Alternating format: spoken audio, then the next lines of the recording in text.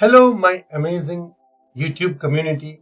First of all, let me wish you a very happy new year 2025. I hope this new year brings you endless joy, success, and growth both personally and professionally. I want to take a moment to apologize for being absent this past month. December was a whirlwind for me as I have to travel to India to attend my niece's wedding, a truly special and urgent family occasion.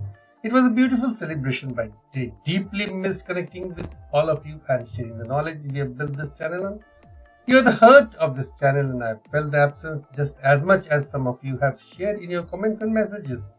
I want to thank you for your patience, understanding, and unwavering support during this time. Now that I am back, I am more motivated than ever to make up for the lost time.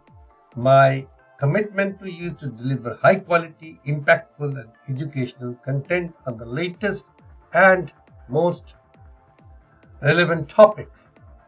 I know how important it is to stay ahead in this fast-paced world, and I am here to help you do just that.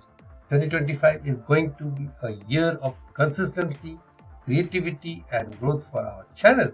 Expect regular uploads and actionable insights, coding best practices, and career-focused content to help you level up your skills.